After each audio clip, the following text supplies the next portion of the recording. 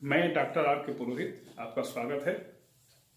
पिछले व्याख्यान में हमने यह देखा कि भारत की विदेश नीति गुटनिरपेक्षता की नीति कही जाती है और यह वस्तुतः गुटनिरपेक्षता ही है कि दोनों गुटों से अलग रहना, दोनों गुटों की राजनीति से अलग रहना और शांतिपूर्ण वातावरण में अपने राष्ट्र का विकास करना, अपने राष्ट्र हित को पूरा करना। 1947 से लेकर के 2022 तक की अवधि में हमारे यहाँ जितने भी सरकारें बनी, इन सभी सरकारों ने मूलतः गुटनिरपेक्षता की नीति को सैद्धांतिक रूप से स्वीकार किया और उसी के अनुसार उन्होंने अपने विदेश नीति का संचालन किया। क्योंकि शासन राजनीतिक दलों के द्वारा ही संचालित किए जाते हैं, इसलिए प्रत्येक राजनीतिक दल का अपना एक दृष्टिकोण होता है कि वह किसके साथ, किन देशों के साथ ज्यादा मधुर संबंध बनाए और किन देशों के साथ थोड़ा सा नाम मात्र का संबंध भी बना करके रख सके। तो इस दृष्टि से विदेश नीति के क्रियान्वयन में विदेश नीति क्रियान्वयन में इसके व्यावहारिक पक्ष में समय समय पर अंतर आता रहा है। एक समय था जब भारत सोवियत संघ के बहुत ज्यादा निकट था। एक ऐसा समय आया जब संयुक्त राज्य अमेरिका से उसके तनावपूर्ण संबंध रहे। फिर एक ऐसा समय आया जब देश ने दोनों गुटों के साथ, दोनों महाशक्तियों के साथ बहुत अच्छा संबंध स्थापित करने का प्रयास किया। आज की तारीख में स्थिति यह है कि जितने हम रूस के नजदीक हैं, उतने ही हम अमेरिका के भी नजदीक हैं। और चीन के साथ तो तनातनी हमेशा बनी रहेगी, क्योंकि चीन एक दूसरे प्रकार का राष्ट्र है। उसकी प्रकृति ही अलग है, उसकी प्रवृत्ति ही अलग है, तो उसके साथ तो तनातनी का होना स्वाभाविक है। हाँ, यह संभव है कि एक सरकार आए, वह चीन के साथ नजरें मिला करके बात करे और दूसरी सरकार आए जो चीन के किसी प्रकार के दुस्साहसों को इग्नोर कर दे, उसे उपेक्षित कर दे। यह संभव है और हमने अभी तक यही देखा है। आज गुटनिरपेक्षता के सैद्धांतिक पक्ष की तनिक चर्चा करें, जिसमें गुटनिरपेक्षता के विकास के कारक कौन कौन से हैं। कि दुनिया में गुटनिरपेक्षता की विदेश नीति ने एक आंदोलन का स्वरूप ग्रहण किया।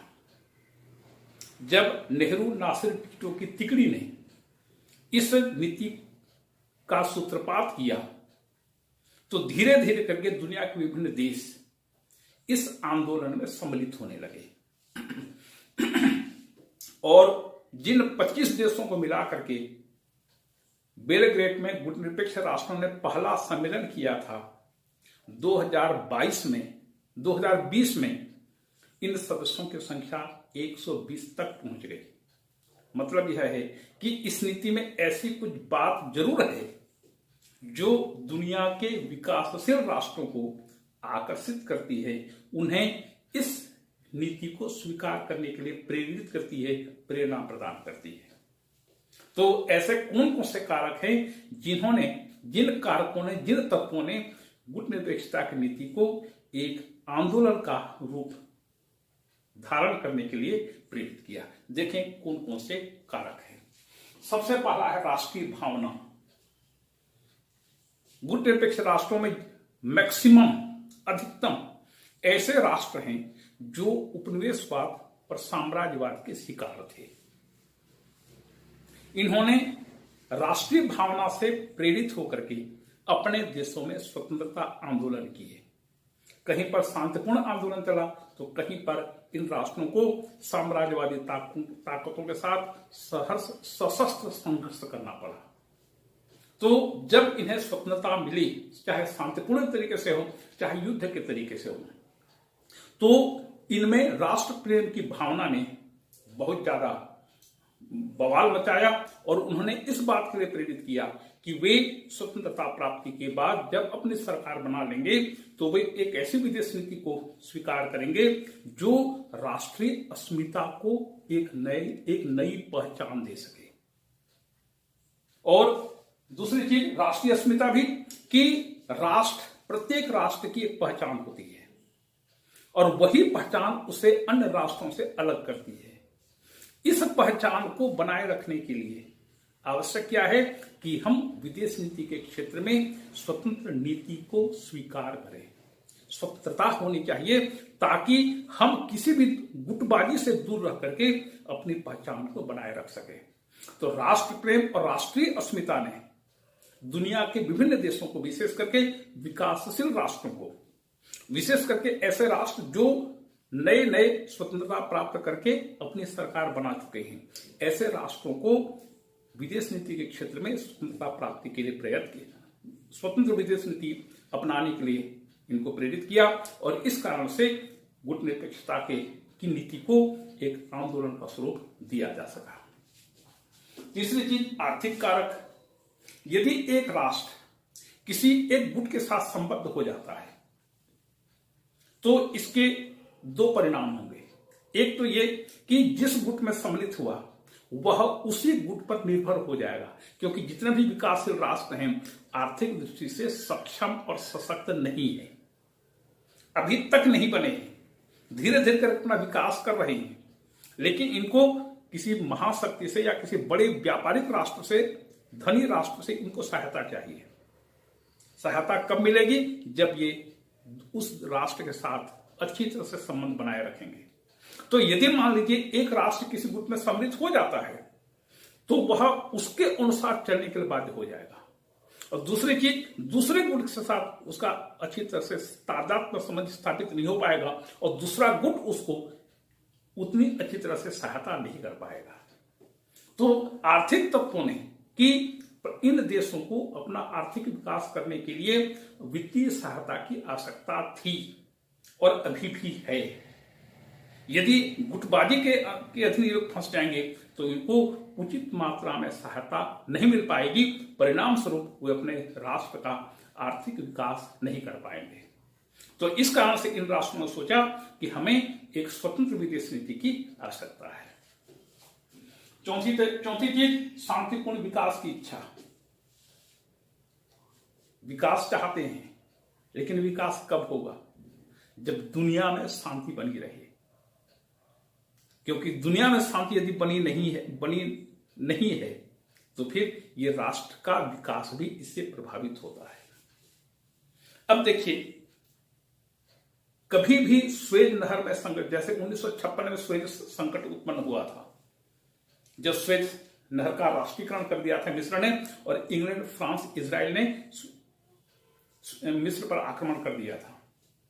परिणाम स्वरूप कई महीनों तक के लिए स्वेज नहर बंद हो गया था और इसका परिणाम यह निकला कि भारत को पश्चिमी देशों से जो सहायता प्राप्त होती थी वह उन जहाजों का आवागमन स्वेज नहर से नहीं हो सकने के कारण और पूरे दक्षिण अफ्रीका का चक्कर लगा करके बॉम्बे तक पहुंचने के कारण भारत की आर्थिक व्यवस्था बुरी तरह से प्रभावित हुई थी। इसी प्रकार से जब कभी भी दुनिया के विभिन्न क्षेत्रों में युद्ध होता है तो उन क्षेत्रों से इस प्रकार की अशांति से विभिन्न राष्ट्र प्रभावित होते हैं, उनकी अर्थव्यवस्था इससे प्रभावित होती है। तो इनमें ये चाहते हैं कि दुनिया में शांति बने रहे, तनाव का वातावरण कम हो। फिर विश्व शांति की अभिलाषा, इसी के अंतर्गत विश्व शांति की अभिलाषा है। ये राष्ट्र चाहते हैं कि युद्धों से किसी भी समस्या का समाधान नहीं निकाला जा सकता, इसलिए विश्व शांति का होना आवश्यक है। और गुटबाजी तनाव बढ़ाती है, युद्ध की परिस्थितियां उत्पन्न करती है, इसलिए गुटबाजी नहीं होना चाहिए, अपितु हर राष्ट्र अपने राष्ट्रीय हित को ध्यान में रखते हुए एक विदेश नीति का पालन करे। फिर है विदेशी मामलों में स्वतंत्रता की कामना। सैकड़ों वर्षों की गुलामी के बाद स्वतंत्रता मिली, यदि फिर से ये किसी गुट में सम्मिलित हो जाते हैं तो विदेश नीति के मामले में इनकी स्वतंत्रता खत्म हो जाएगी। भारत ने जब गुट निरपेक्षता की नीति को स्वीकार किया, उसके पीछे ये सबसे बड़ा एक कारण था, एक सबसे बड़ा कारक था। पंडित नेहरू का कहना था कि हमने सैकड़ों वर्षों की गुलामी के बाद जब हमको स्वतंत्रता हासिल हुई है तो हमें आंतरिक और बाह्य दोनों ही क्षेत्र में स्वतंत्रता चाहिए कि हम अपनी नीति का निर्माण अपने राष्ट्र के संदर्भ में लेंगे। किसी दूसरे राष्ट्र के निर्देश पर हम अपने राष्ट्र हित को पूरा न करें। तो विदेश नीति के मामलों में स्वतंत्रता की आकांक्षा थी। और फिर शीत युद्ध के कारण पूरी दुनिया का वातावरण खराब हो चुका था। दोनों पक्षों के बीच तू मैं शुरू हो गई थी। एक दूसरे की जासूसी करना, एक दूसरे की आलोचना करना, एक दूसरे की पोल खोलना, एक दूसरे को तमाम प्रकार के षड्यंत्रों के द्वारा उसको फंसाने की कोशिश करना, ये तमाम चीजें चल रही थी। और ऐसे वातावरण में जिन राष्ट्रों को स्वतंत्रता मिली, स्वाभाविक है ये इस प्रकार की गुटबाजी से दूर रहना चाहते थे। और गुट निरपेक्षता की नीति उनको इस बात के लिए प्रेरित कर रही थी कि गुट निरपेक्षता की नीति को अपनाइए तो आप अच्छी तरह से न केवल अपने आर्थिक विकास कर सकते हैं, अपितु राष्ट्रहित की पूर्ति भी की जा सकती है। और प्रजातिवाद, साम्राज्यवाद, उपनिवेशवाद, जो दुनिया में जो साम्राज्यवादी व्यवस्था की स्थापना हुई थी 15वीं शताब्दी से लेकर के 19वीं शताब्दी तक, साम्राज्यवाद, उपनिवेशवाद, इन पश्चिमी देशों ने इन देशों का भरपूर शोषण किया। पूरा एशिया, पूरा अफ्रीका, पूरा दक्षिण अमेरिका, यहां पर साम्राज्यवादी शक्तियों का ही शासन था। इन साम्राज्यवादी ताकतों से लड़ करके, चाहे किसी भी प्रकार से लड़े, शांतिपूर्ण संघर्ष हो चाहे सशस्त्र संघर्ष हो, संघर्ष से जीत करके इन्होंने स्वतंत्रता हासिल की थी। जब स्वतंत्रता हासिल की थी तो यह भावना उनके विदेश नीति में भी झलकनी चाहिए। और इस प्रकार की कोई भी घटना दुनिया में कहीं भी घटे, हम उसका विरोध करेंगे, क्योंकि हम खुद भुक्तभोगी हैं। तो हम चाहेंगे कि दुनिया के अन्य राष्ट्र इस चीजों से दूर रहें। इसी प्रकार से प्रजातिवाद भी, साम्राज्यवाद, उपनिवेशवाद, प्रजातिवाद, तीनों एक ही सिक्के के तीनों पहलू हैं। दक्षिण अफ्रीका इसका गढ़ रहा है। अमेरिका में अभी भी काले गोरे की भेदभाव की नीति है। इन चीजों का ये लोग विरोध करते हैं, खुद भुक्तभोगी हैं। इसके अलावा एक महत्वपूर्ण चीज है कि जितने भी पश्चिमी देश हैं, इनको गोरे देश कहा जाता है। यहां पर रहने वाले सब गोरे हैं। और जितने भी उपनिवेश और साम्राज्यवाद के अधीन रहे, ये सब के सब काले लोग हैं। और गोरे लोग अपने आप को सुपर समझते हैं। इनमें एक सुपीरियरिटी कॉम्प्लेक्स है कि हम गोरे हैं और हम दुनिया के सर्वश्रेष्ठ प्रजाति से संबंधित हैं। ये काले लोगों को ये लोग घृणा की दृष्टि से देखते थे और अभी भी देखते हैं लगभग। तो इन सभी चीजों ने इन दुनिया के विभिन्न विकासशील राष्ट्रों को, नव स्वतंत्रता प्राप्त किए हुए देशों को गुट निरपेक्षता की नीति अपनाने के लिए प्रेरित किया। और ये सब धीरे धीरे करके गुट निरपेक्षता की नीति को स्वीकार करने लगे। इस प्रकार से 25 राष्ट्रों से शुरू हुआ यह आंदोलन धीरे धीरे करके दुनिया के विभिन्न राष्ट्रों के लिए एक बहुत बढ़िया मंच बना और आज इसकी संख्या लगभग 120 तक पहुंच चुकी है। देखें संगठन, ये जो गुट निरपेक्ष आंदोलन है, इस आंदोलन में सांगठनिक व्यवस्था क्या है? तो एक है समन्वय ब्यूरो। समन्वय ब्यूरो के कुछ सदस्य होते हैं। इनका निर्वाचन सब राष्ट्र मिलकर के आपस में करते हैं। इनकी संख्या 60-70 के आसपास होती है। इनका निर्वाचन होता है। तो समन्वय ब्यूरो विभिन्न राष्ट्रों के विचारों को प्राप्त करता है और उनके बीच एक समन्वय स्थापित करने की कोशिश करता है ताकि जो भी प्रस्ताव पारित किया जाए, सर्वसम्मति से प्रस्ताव पारित किया जा सके। क्योंकि कहीं भी सम्मेलन होता है तो मतभेदों को अलग कर दिया जाता है। जिन बिंदुओं पर सहमति होती है, राष्ट्रीय व्यापक सहमति, अंतरराष्ट्रीय व्यापक सहमति होती है, उन चीजों को विज्ञप्ति में सम्मिलित किया जाता है। तो यह समन्वय विभिन्न राष्ट्रों के दृष्टिकोणों को समन्वित करता है। दूसरा है मंत्री स्तरीय सम्मेलन। यह सम्मेलन दो प्रकार का होता है।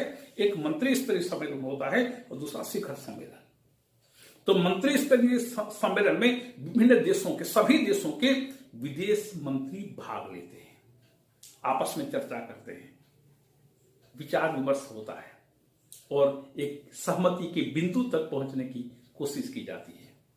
जब एकजुट होकर काम करेंगे, स्वाभाविक है संगठन में ही शक्ति होती है। एक नई चीज हमको जानने को मिला, व्हाट्सएप यूनिवर्सिटी से मिला, एक और एक को जोड़ने से यदि दो आता है,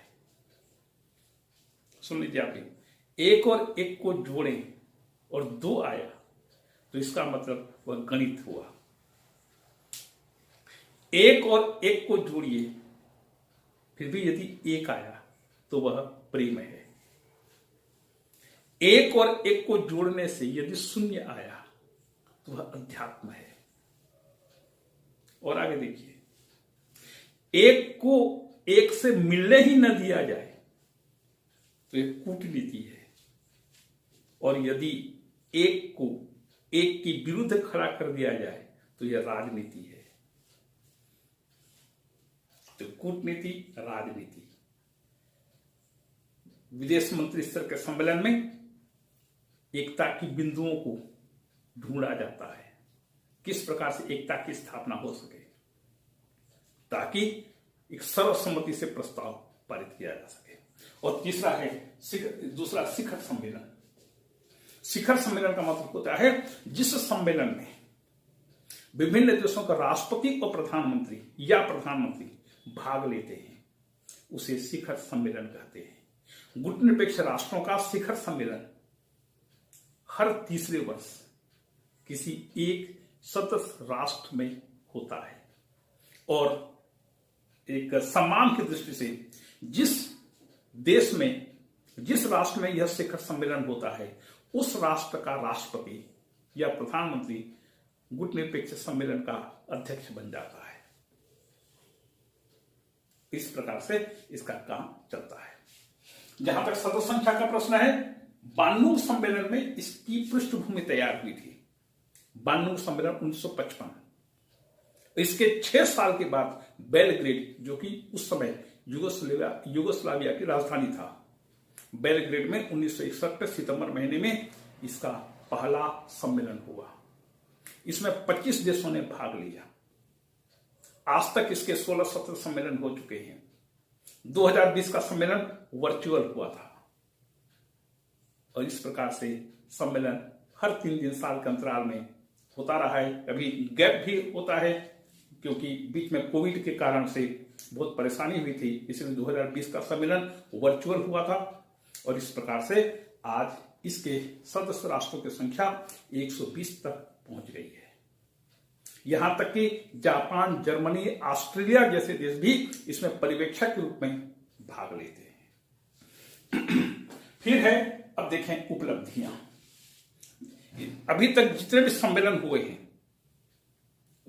1961 से लेकर के 2020 तक, इन सम्मेलनों में सबसे महत्वपूर्ण बात यह है कि राष्ट्र, गुटनिरपेक्ष राष्ट्र विश्व शांति की कामना करते हैं।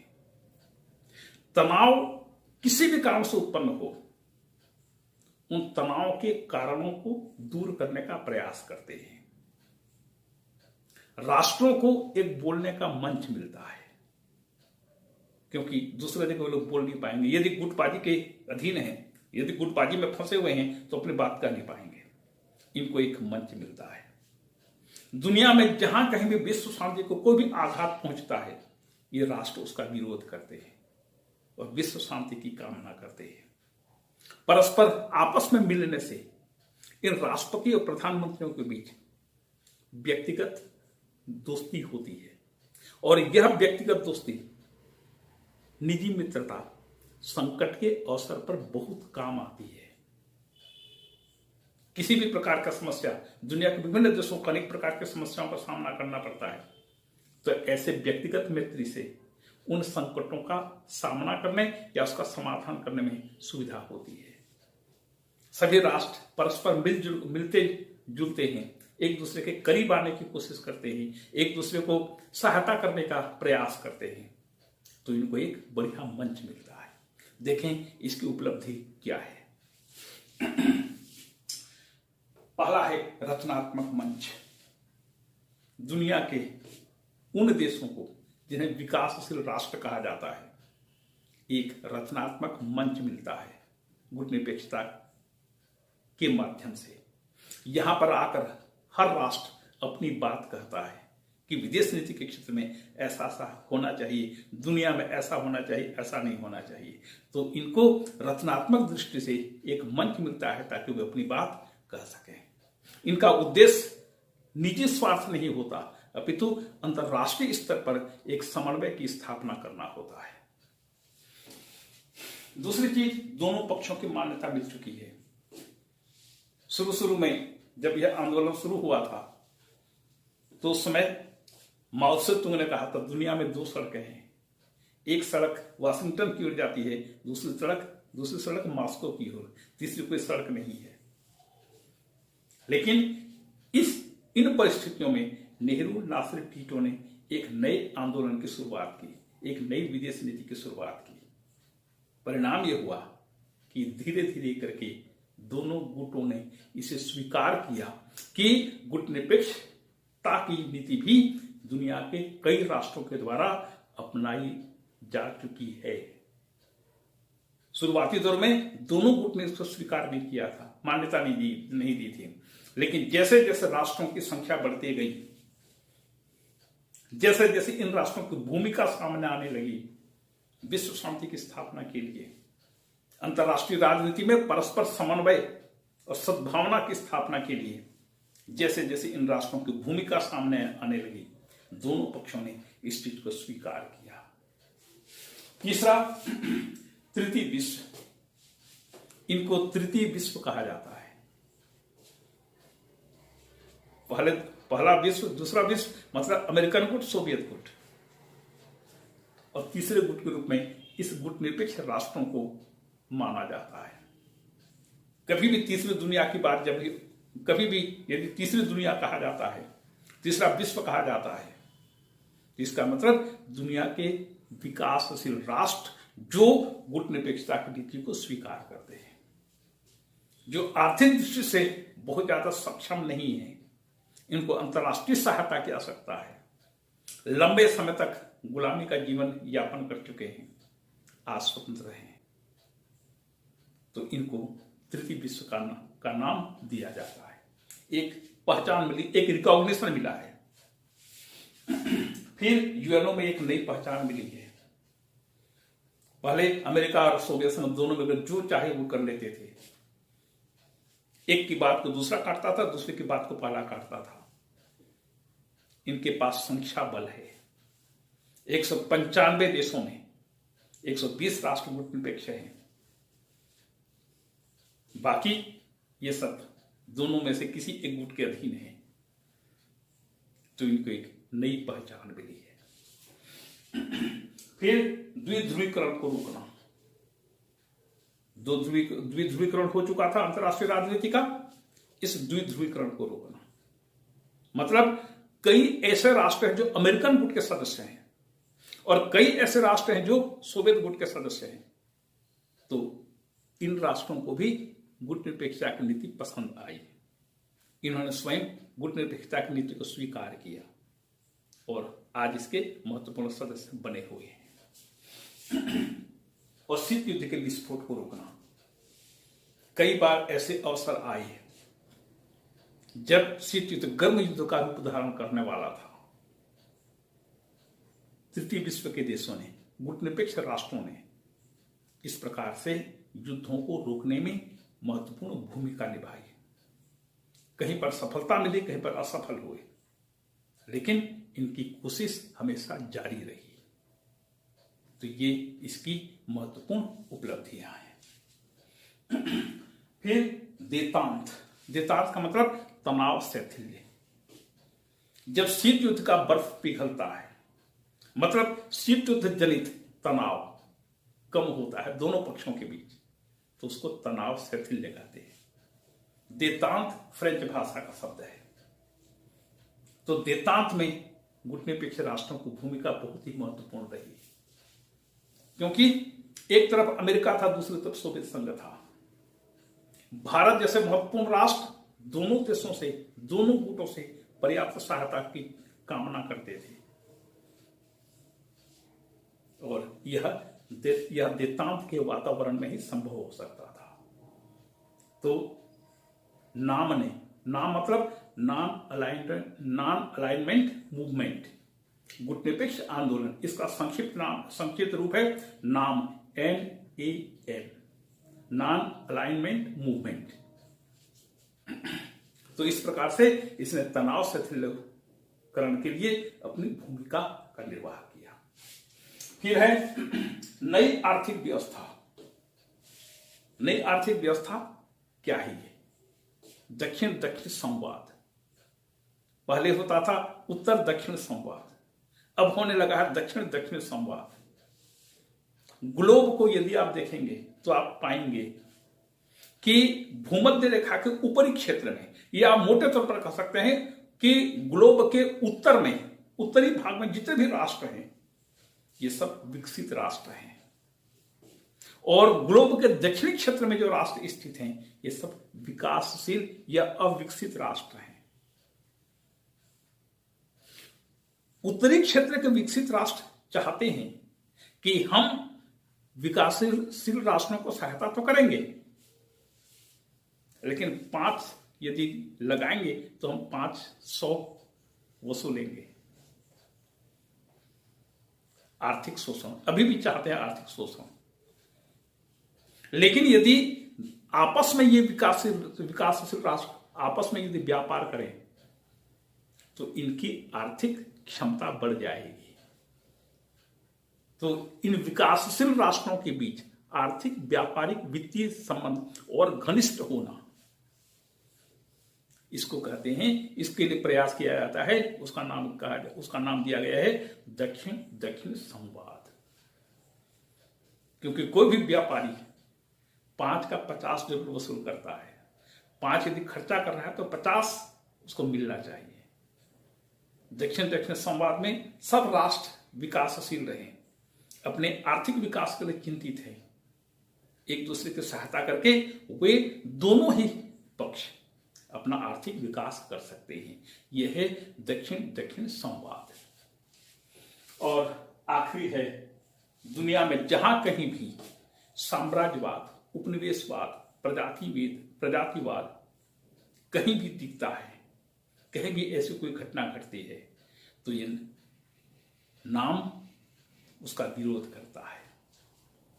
क्योंकि आज के जमाने में साम्राज्यवादी प्रवृत्तियां, उपनिवेशवादी प्रवृत्तियां अथवा प्रजातिवाद की समस्या ये विकसित राष्ट्र अपनाते हैं, ये मानवता के लिए शर्म की बात है।